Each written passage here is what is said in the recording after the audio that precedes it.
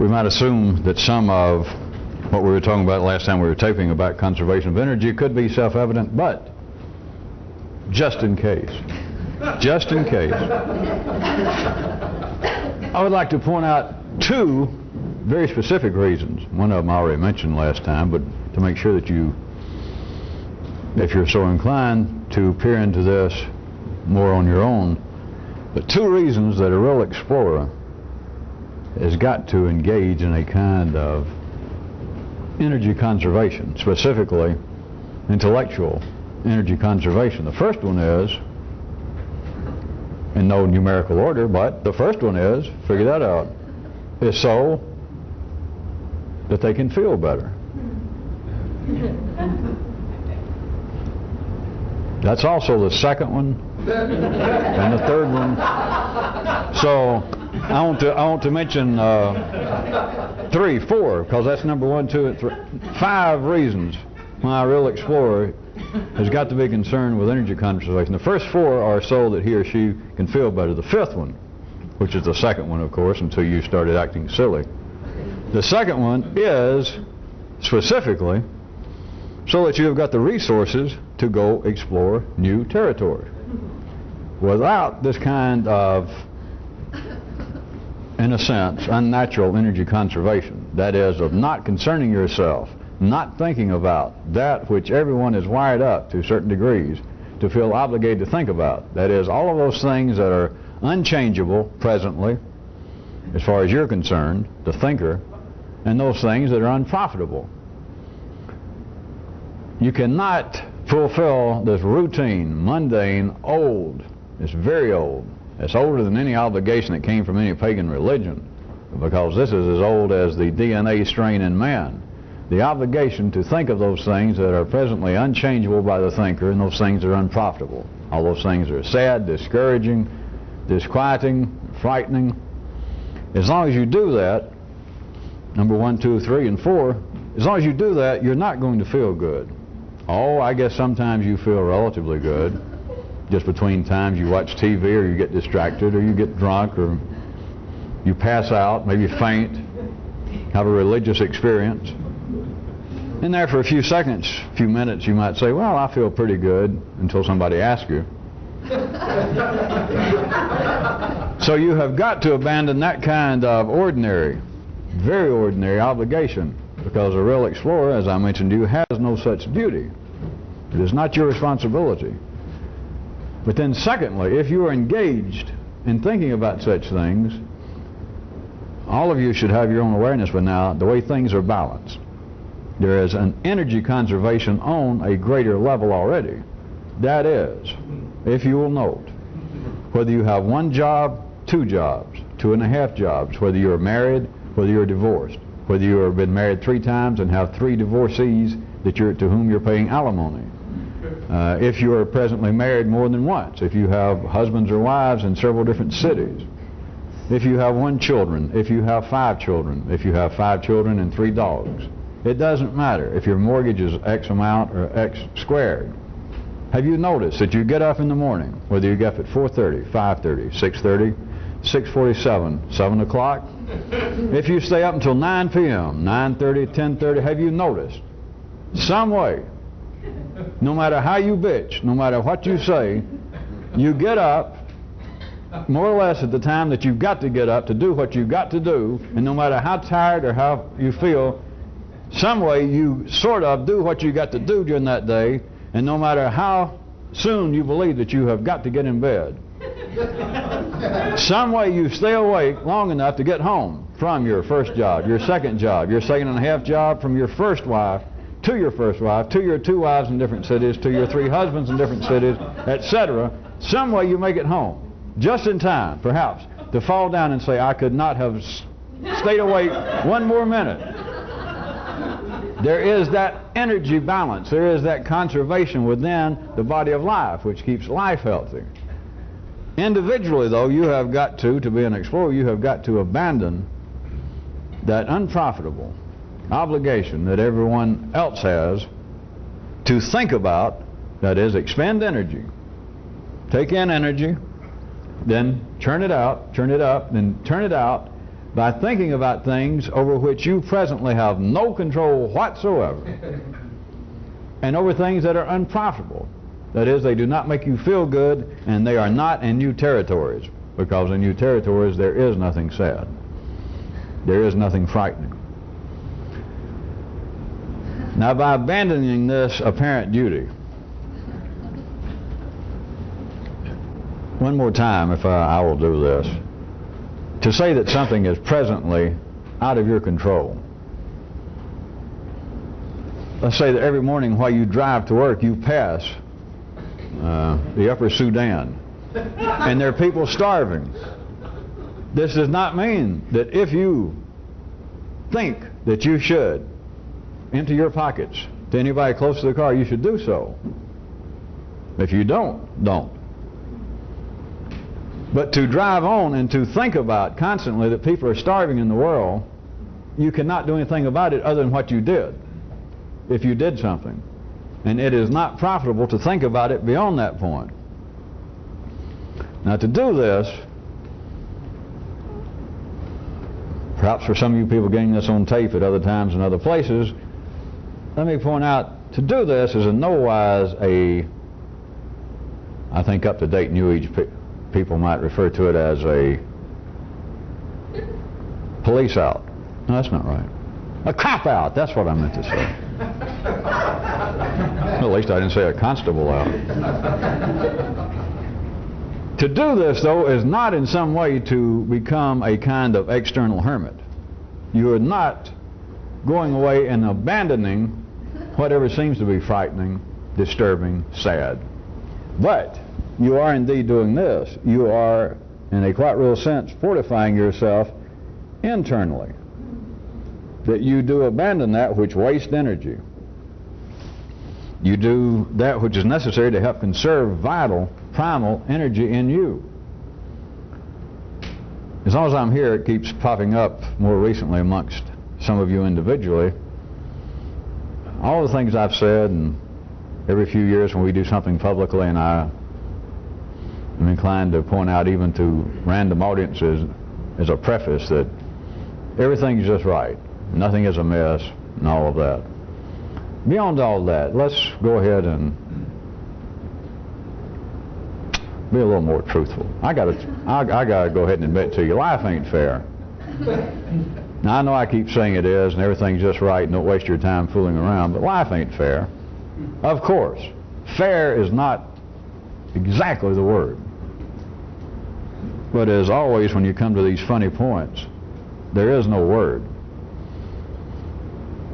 But now that I've said that, now let me put it to you. To what end? To what end? Since you have all your life thought that there were things that were unfair, children starving, that there are things that are unfair. And then I keep pointing out that there's not anything unfair. And led you, if you have attempted on your own, to go into certain areas wherein it would strike you that yes, that's true. Not because I said it, but that you begin to think for yourself that it is true that there is nothing out of balance, there is nothing unfair. But now let me ask you, go off on your own. To what end has man's intelligence been arranged so that life does the things it does, or do the things it do, I guess the Four Tops would say. It do the things it do, and simultaneously it continues to do them. That is, things that seem to be outside of you. You didn't make the children starve, life did. It's life's ultimate responsibility. Life do the things it do, and simultaneously makes people find it to be unfair in many, many cases. To what end are things so arranged? See, none of you ever thought of that before.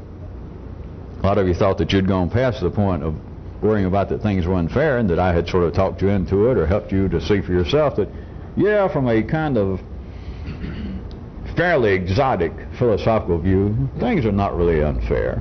And yet, you can pass people starving and just read about it. And you think, well, damn that stuff. When I'm overweight, half the people I know are obese just from overeating, and there are people starving. as though it was something new. It's always been that way. Life has always been doing the things it does. Not only starving children, having warfares, everybody feeling as though that at times their best friends, even their family, are cheating them, misleading them. Life has been doing that, for a real long time. And coincidentally, for that same real long time, people have been looking at what life is doing, and life has made people look at it, and in many cases go, Christ, that's unfair. To what end are things so arranged? So you just never thought about it, tried to look at it from 3 different views. Not 2, but even 3.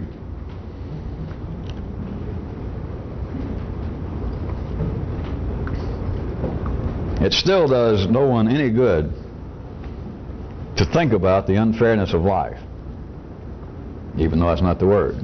It does you no good to think about it unless you reach the point that you properly know how to curse and to swear. And none of you do. And I'm not even promising that if you learn how that it has any great impact. But at least it might make you feel better if you know how to do it. But see, ordinary people can't curse life. I know that verbally some of them do and holler, well, down the injustice of it all, or there is no God that would allow this, and all that kind of stuff. And they don't feel any better for it. It doesn't accomplish anything. That is, they don't even feel better for it. But if you know how to do it, you don't know how to do it. Leave it to me. Periodically I do it. But unfairness, remember, is not the word. What should interest you? If you can get to the point that many of you should already be there, that you do have your own understanding, that it's just, you know it's true, that there is nothing to be gained about thinking about things over which you have no control. It is not something to try and proselytize. It is not something that you can teach someone else, even if you wanted to, because everyone, more or less, is supposed to worry, be concerned, be upset about the, quote, unfairness of life. They're supposed to. But now what should interest you, those of you that have your own sight of that, at least at times, is then take that jump over to, well, why does life make people, me and everyone else, me at my ordinary level of intelligence, makes people look upon much of life as being unjust, unfair? Why does it make men do that?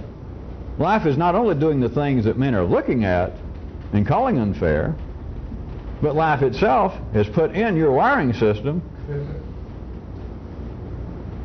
the inclination, to say the least, to look at things that it's doing and to think how grossly unfair.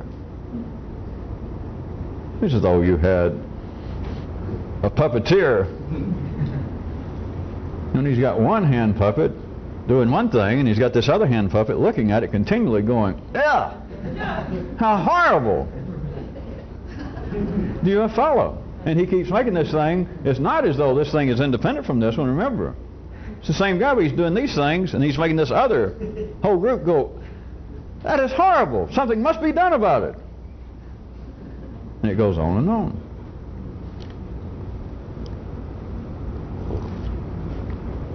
I sort of brought that up in the sense that so that in case anyone thinks that I have no feel of the fact that people, including people involved with this, people that are drawn to this, feel that much of life, think that much of life, such as starving children, is unfair. If you can get past the word unfair. But then the question is, it's nothing new, it's not changed, and life has been doing everything, the whole litany that history, your own memory and knowledge thereof says have been dastardly deeds, inhumane epochs in history. Life has always done them, and life has always had men there involved with it, men observing it, men remembering it, men reading about it, men hearing about it, saying, how unfair. To what end? Try and remember.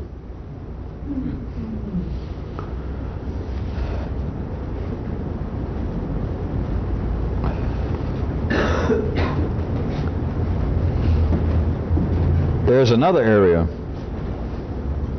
that I would encourage you on the basis of what I've been talking about to explore on your own, and that is to further consider the near literal impossibility to explore any new intellectual area. That is, to think about anything new, to undertake anything new, and let's push it one good simple point, to even talk about anything new without a continual reference, without a continual reliance upon that which is old. And not just that which is old, but that which oftentimes appears to be an adversary, an enemy, an opponent of what you're thinking, what you're talking about. Well, try and calm down and control yourself. Let's see then. How about, there is the only reason I hesitate is like being amongst the world's largest plum tree. Just anywhere you turn, I can just start pulling out the examples. All right, here's one I don't think I've ever used. I know I haven't. There is a figure well known in religious and historical circles, whom I won't name, that it's been written, it's common in history books somewhere, and it was done with no tongue-in-cheek, no sarcasm intended. It was pointed out this great figure in one of the world's great religious undertakings was noted as one of his contributions was building this grand edifice to help solidify this new religion taking over from this previously paganism of his era and his people. And it's pointed out that his great new effort in building this brand new religious edifice, the greatest one of its age, was in the cellar. He took out the old pagan statues and put in new ones. That was the manifestation of this brand new, that never mind these people who were so misled, so deluded, that he built, tore down the old one that was there, and this is where he decided to put the capital of this religion, tore down the old one, built one, according to history, that was almost the exact. It had more gold and some more fancy floodlights on top. But the distinguishing feature was, in the center place, he took out the old gods and put in the new ones, and invited all the people in. Went, huh? And seeing as how the religion's still flourishing, I might point out to you that I don't remember reading history, but I'm sure they gave him a standing ovation, and people swooned over this brilliant new direction. That wasn't enough. How about every day? How about in politics? Constantly someone is referred to, even if it's ipse dixit, as a new political thinker, a man with new political ideas, a writer, a commentator. And they cannot talk to you, they can even talk to themselves. They cannot write more than a few paragraphs, maybe even a few sentences, trying to show either their new ideas, or if they're just a commentator, an observer, trying to show that this country, whatever country it is, or this group of people that they're writing about, is now off on a totally new political journey. And yet, in every few sentences, they continually must refer to, compare, bounce off of, generally, notions of, well, as opposed to the right or the conservatives, as opposed to the liberals, the left wing, in any country. Now this goes unnoticed, except you would start, and you could have, if you're just an ordinary thinker, could hear the first few comments, the first few pages or sentences of someone, and think, well, this is interesting enough to keep reading. At least it's new, whether you were interested in it or not particularly. That here is something new. It is not. It is almost impossible for ordinary people, for life to allow ordinary people to have a new idea that is not absolutely, inseparably continually tied to needs for references to what it is not, which is the past. It is most difficult to go into any new intellectual area without wearing your same old muddy boots and without tracking up the place. Most difficult. That is at the heart. I don't point this out as some arcane history footnote, but to point out to you how hard it is, since you've already experienced it, that things are not wired up for a man's cerebral molecules, for the whole chemical and electrical action, for it to jump over into areas that are, by any definition, truly new. That is not the way that I have taken some pains to point out that history works. It is not the way that the individual nervous system works. To do otherwise is unnatural. To do otherwise accidentally is insanity. When it happens to people that are not really explorers. I won't try to name them. Most people just call them nuts. People with severe problems. People out of touch with reality. So there's your choice. As if that was a choice. You could, to make this more of a general sketch, let me point out that you could say that there were two possibilities. That here you are and you thought you've had strange ideas, or you wanted to have new ideas that were not just strange but that were satisfying, that were profitable. And yet you're not all that angry at ordinary life. And so we could say that you would have two verbally distinguishable possibilities. One is stay where you are. Stay back in the city. Stay in old known areas and try and reform them. Or be a critic or an apologist. But you stay in the old areas and you attempt to reform what you find to be in need of reformation. The other possibility for a few people is to abandon that and to go into a new territory which is virgin, and by its own definition it's all new, it's all fresh, and there is nothing even apparently in need of reform or repair. It's impossible.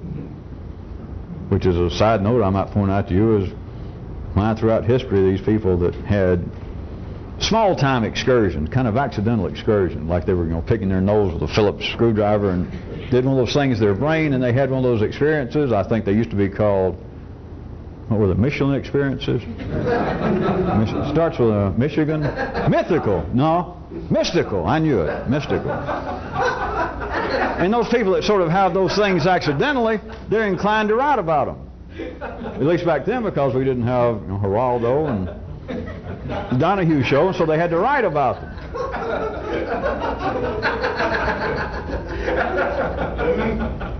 Beyond that little simple, very simple humor, of course it's very complex humor, but beyond that, what I wanted to point out was, even though they all end up babbling and saying, I'm not sure exactly what it means and I don't know how to repeat it, they all say one thing. When they say, well, it was things I can't describe, and it was blazing colors, and it was voices I never heard, it was sights I never seen, I just don't know how to describe it, and they're friends. Somebody would say, well, is there any one thing you could tell us for sure about it? And they all say this. They go, yeah. They're all just delighted with it. And they can't say any more with it. They were delighted with it because, as I'm describing to you tonight verbally, the area into which they went in their own nervous system, it's impossible, physically, to go into that area and to find anything in need of repair. Because in a sense, there's nothing there. Do you follow? It would be Lewis and Clark finally going across, getting way up the upper Missouri and getting where no man had ever gone before. And they walk out there in the woods, they get out of their canoe, and they're finally a place that just absolutely never been touched by a human foot. You do understand, I guess I'm beating it to death because enough of you laughed, they're not going to walk out there and look around and think, well, something's got to be done about these tenements. Or, these ghettos have got to be repainted. You go there, and if it was indeed absolutely untouched territory, and you're not bringing anything with you, and you look upon it, there is nothing in need of repair. Now, that was a real crude example. Obviously, cruder than it even need to be for you people. Underestimated you again. Back to the individual nervous system. When you can ignite areas of your own brain, not through drugs, not through an accident, not through a Phillips screwdriver. When you can do that, you're still sane, you're still conscious in the ordinary blah blah sense. That which you now see from a more complex view, that which you now see around the corner from three-dimensional reality, from dualistic supports of reality, that which you see, there is no argument, there is no theory behind this. I'm just stating that which you see then, even old things, you're now seeing, as it were, with new eyes. It's as though this is virgin. Literally. It is pristine in the real sense of the word. It is untouched. And it's impossible. You look at it and there's nothing amiss. So there's no chance of repairing anything. There's not even any thought that, well, this would be all right if I could just go. So you can look at it as you having a choice. Stay back in the old area where almost everyone has got to stay, including most of those who say they don't want to stay, but at least for the sake of our funny dialogues, you can stay there and attempt to reform. Now, life hardly approves of that. Almost everyone is a would-be reformer. I point out that everybody, in fact, is a critic. But many people do try to reform, even if it's no more than them turning to somebody at the Huddle House or at Denny's and saying, can you believe that there's still people starving in the Sudan? The last time I read, just our government was doing something like $50 million worth of grain shipments over there, and it turns out that the government there is getting their hands on it and reselling it to Libya or throwing it away. Something should be done. That is a very simplistic form of attempted reform. There are people in the city that actually attempt to do something. There are people who are out taking up money to help feed the children. And you're well within your rights. There's nothing involved with this to tell you that you should not contribute, that you shouldn't take up the job of trying to take up money to help them. Get food, take it to them. But there are people attempting to reform life, the obvious injustices of life. Now you can do that. Life approves of it. Look how many there are, either actually doing it, that number, and of course multiply that number times probably 10,000 of people just kibitzing about it. But that's a simplistic form of attempted reform. They're complaining about it. You can do that, or if you've got the energy, is you can go into a totally new territory where there is nothing to be reformed. And you do not do this by becoming an external hermit. Since I've said that, let me point out that if you can think better, you have got to do better. Now, if you can think enough, if you can see, if you can conserve enough energy to understand yourself that you should not be thinking about those things over which you have no present control, such as starving children. Do what you can, but you've got no duty to think about it. Beyond thinking about it,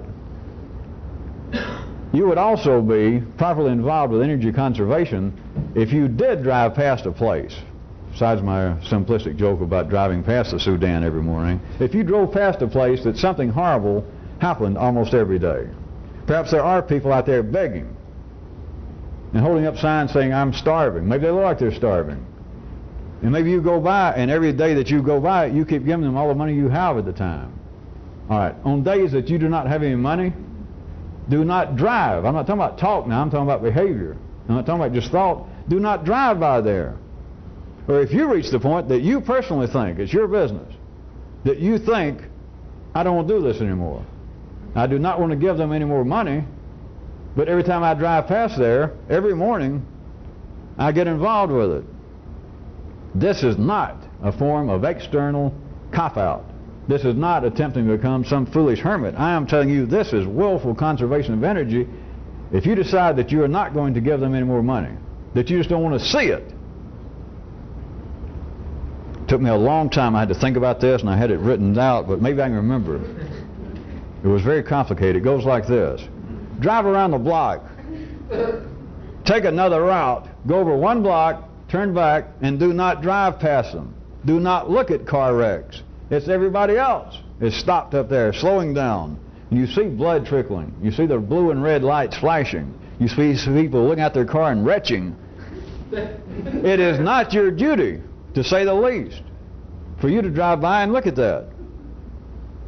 And it is well within the kind of more complex responsibility of a real explorer, not only not to look, but a more efficient way may be. It may be more efficient to spend an extra, what it would take, 10 cents worth of gas if you're driving, to pull out, go over one block, go up, and then pull back and miss it. There is nothing wrong with that. And that too is not in any way saying that that I am attempting to tell you that you can weaken this kind of intellectual resolve that you have got to have. But if it's a matter that this kind of thing goes on, that there's a wreck there almost every day, or there are people there that upset you to see them, take another route. That is not the easy way out. That's the efficient way out. Perhaps.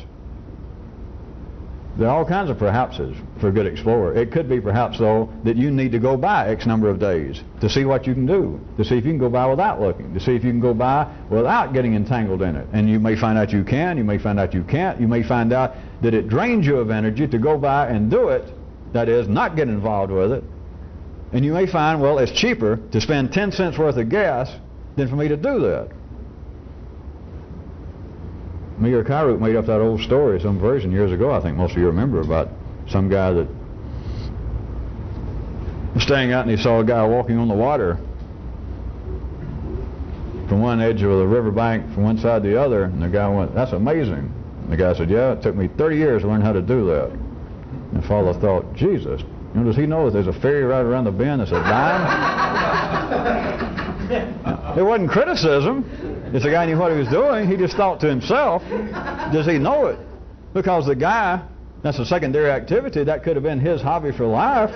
And so, but the guy that made the observation, he was thinking to himself, is what it amounted to, was, just me personally, rather than spend 30 years to do that, I believe every time I had to go across the river, I'd just, swing for a dime. It's just showing that he had a different hobby. He probably did something more worthwhile, like collect, James Brown posters or something.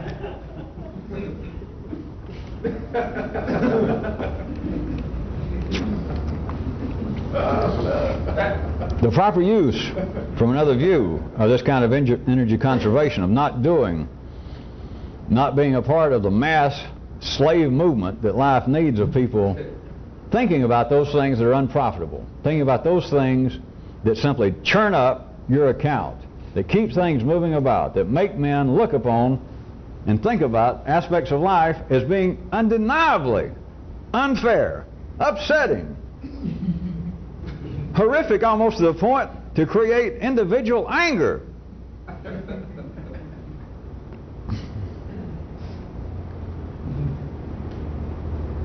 Part of the need to conserve energy by not doing that is so that you can get into areas individually. If this is what you need, if here is where you belong, or this kind of activity, it's for you to get into areas in yourself, not out there, not to continue to drive around blocks all your life, not to worry about looking at wrecks, but it's to get into areas in your own nervous system wherein there is nothing amiss, and from a 3D possibility review, all things are now possible.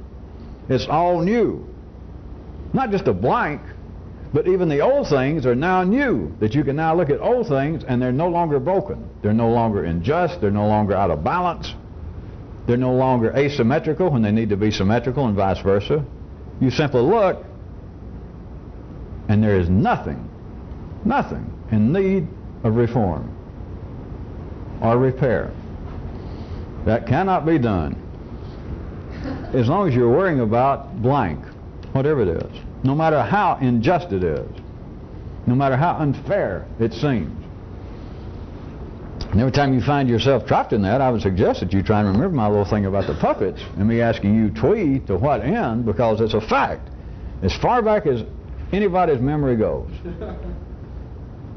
Just the earliest little cuneiform, little things on pottery and little pieces.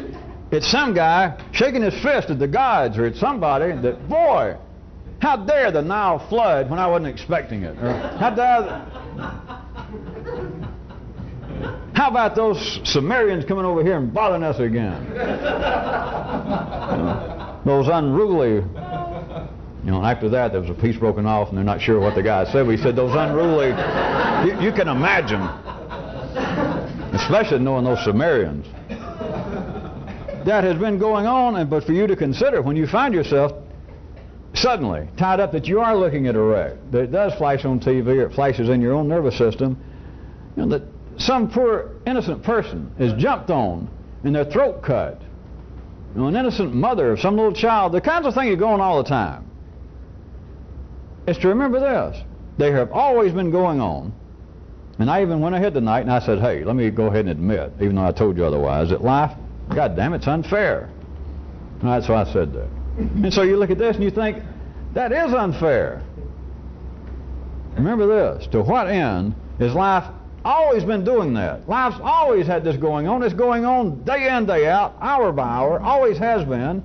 Not only that, it makes men simultaneously. Be aware of this, is what they gave you the nervous system that went up this high for, to be aware of that, either in person, to hear about it. Thousands of years ago, they'd pass the word around, now it's in the newspapers and electronic media, to hear about it and go, my God! But you're not going, my God, how unfair, because of some intrinsic, or not intrinsic, some self-motivated, some self-based insight into the nature of justice. You didn't figure out that it's unjust, that's unfair, that this poor little mother had her throat cut while she was staying there with her baby in her arms waiting on the bus. You didn't figure that out. You were born that way. The same thing that born you that way made this happen. It's all happening within the same boundaries. To what end? I was suggesting that might help, not to soothe your nerves, but it might help for you to begin to try and get into some new territory when you find that you are looking upon a scene that by any humane, by any intelligent definition, that this thing you just heard about, or this continuing thing of these people starving in some area, that this is just unjust. I can't bear to think about that. How can life be this way? Just think about this. Not only that, but somebody has got one hand over here in life doing that, always been doing it, and then got you and everybody else looking at the other hand going, my God, something's got to be done about it. Even you people out there on tape at other times and other places, I will assume that any chuckles that we hear are not sarcastic. They're not ironic, but it's to understand, literally. Not only, we could start on one level and say, how are fingers inside of a puppet? The little molecules in the finger. And there's some creature, I'm not calling life a creature, but just to carry this metaphor, that if life was this big guy, and you're a little molecule in the finger, and you're just one molecule in one finger, and you're inside this puppet that's going, my God, how can things be so unjust? All right. From one kind of more complex view, the ordinary people would call irony, and I can call it either silly or cute, to see the futility of that. But that's nothing. That's nothing. The next level is not just thinking, well, I'm down here and I'm helpless. See, now almost anybody can do that. They can. Some quite ordinary people have done that in life. A lot of them have historical reputations for being wise asses. They may have been literate, but they were still wise asses. They stayed in the city, and if they didn't attempt reform, at least they became critics. And so they think that's a big deal. That's no big deal. That's no big deal at all. The real big deal then, the more complex level, is that this is, the parallel is still holding, I'm still pursuing this, not only consider yourself one of the little molecules in one finger, in one guy, in this hand puppet that's going, my God, how can things be so unjust? That's nothing. The something is this. It's his other hand in everything else that's making this go on. The things that this hand goes, my God, that's unbearable. That's unbelievably horrible. There can't be any great power. There can't be any justice in the universe at all, in all of creation. It's the same, it's just the other hand. Now, if you can ever think that, you're into new territory. You're into places that are so new that it'd make Montana give you a yawn. Antarctica would be ho-hum.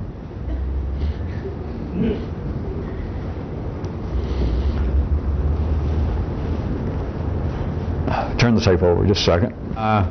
Many of you should be able now to see a kind of individual conservation of some intellectual energy, specifically by being able to abandon the use of two words in certain areas and certain situations when one will do. That's conservation of energy. Why think about two words every time when you got to think about something when one covers it? And I say this was a point when I started out talking about the two kind of general views that you could stay in the city and be a reformer, attempt to reform things, and I said, or be a critic or an apologist for life.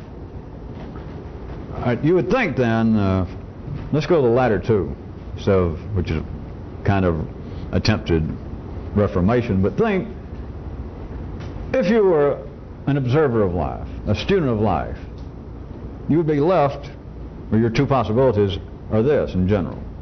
Somebody sees that you propose an outline for a book to a publisher, or you're just talking to some other philosopher or some other student of life, and you're either immediately, just after a few words, going to be obviously either a critic of what's going on, some area, if it's one particular area, or you're going to be engaged in some kind of, you're going to be an apologist for what's going on.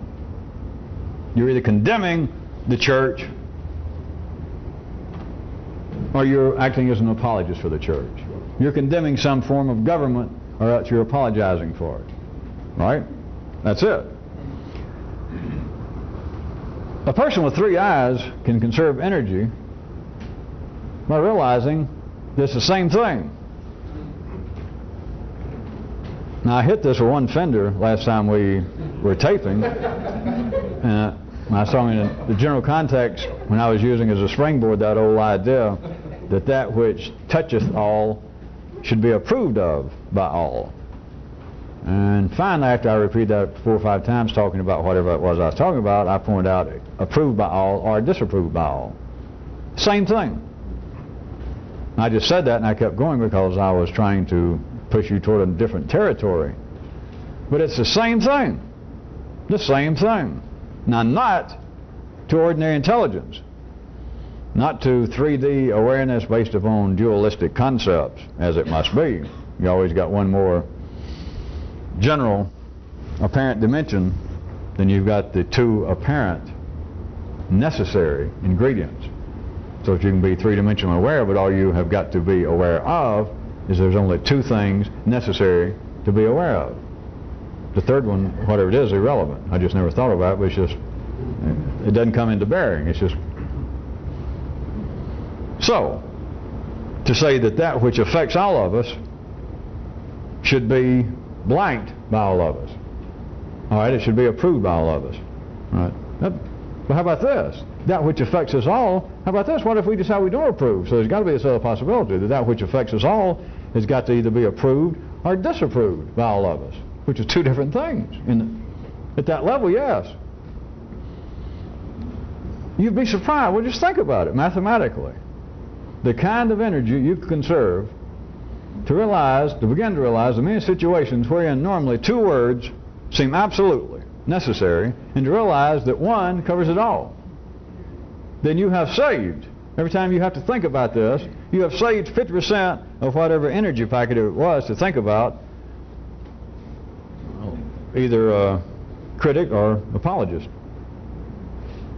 You can either make up a new word or just get there, and when you get good, go into new areas where you don't even need a word because you know what you meant. You can just go, and you know exactly what you meant. You don't have to say anything. You don't have to be like me and have to make up these words and these terms, or to say, well, there is no exact word for this. Hell, there is no exact word for anything. Or, as I handed to you some weeks back, and nobody seemed to get frightened enough, so I didn't pursue it. Or, what if all this stuff about, well, there is no exact word for this? Sure there is. Or there wouldn't be any of this. There's an exact word for it. I just don't want to admit it. I just don't want to talk about it. Or who knows what? All right, so there is no exact word for this, and there is an exact word for this. Look at the energy that you would save by not having to do that. You think, well, I either approve of this or I don't approve of it. Well, this is an interesting concept, not totally new, but it's somewhat interesting. And I can't right now at first blush decide whether it's actually true or false. You could save 50% of the energy right there at the end of that little concept about, well, I don't know whether this is true or false. One word will do. One word. This is a continual conservation of energy that goes into a realm that, well, there are just not any words to describe it. All right, I'll give you a hint. You will save every time that you're faced with the apparent necessary position of there being two words necessary to describe even to yourself that which you're thinking about in an intelligent, rational way. That if you understand, if you begin to see that one word will always do instead of the two, not only did I describe validly that you will save 50% of the energy, that you don't have to think, all right, it's either X or Y. No matter what it is, there's one numeral, one letter that will cover both of those. If you've got three eyes, if you can see it. Not only, what I was going to hint, not only will you literally save 50% of the energy, which I guess some of you might have a kind of old intelligence that's still smart-ass enough that might think, well, big deal. There's something else afoot. You knew that, though, didn't you? Not only, and that's worthwhile, I wouldn't bring it up, that you save 50% of the energy, but there is another real dastardly little thing at work that you no longer are dealing with. Well, all right, so a man, if he's going to stay in the city, if he's just going to stay back at ordinary concepts, I mean, there's enough going on now. Things are strange, entangled enough. I don't need to go off and do anything weird or have any more weird ideas. Hell, I've had weird ideas. The whole world's full of weird ideas, so I'll stay here. And I'll either be a critic at certain times, and then other times I can be an apologist, a supporter. Yeah. But every time you've got to think about that, every time you've got to think about, well, do I actually support this? Or is this in need of repair? Does my intelligence show me that, now if this was changed just a little bit over there, things would be a lot better. You will save 50% of the energy that you expended thinking that to realize that one word will always replace two words. Always. Or if you want a little more extended, one concept. It's the same thing. One idea. When you've got two ideas, it's always the either or thing, which is always that. So I can either do this or not do that. If you want to consider that two possibilities. There's another possibility that will replace those, so that you don't have to think about those two. Besides saving, at every juncture that happens, besides saving 50% of the intellectual energy, which is nothing to at. Besides that, there is something else dastardly afoot to do that. Come on, think about it off on your own. It is really, it's tricky. You'll thank me for it later. Or else you'll denounce me for it later. Or else you'll get to the point and realize, wait a minute, there's something else I can do that covers both of those. That's when that unseen umpire goes. That's when you have slid into a funny juncture. You go.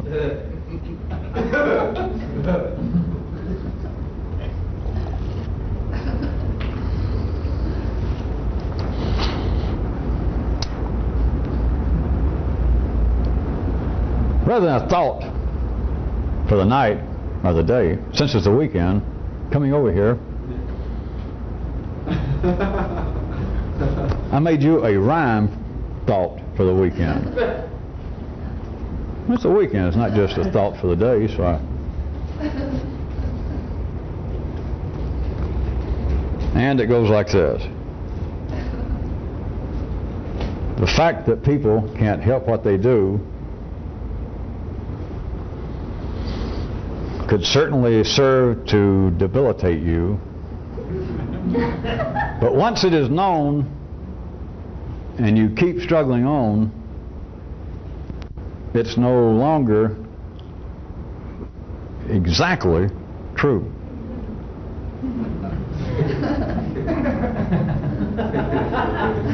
Bye.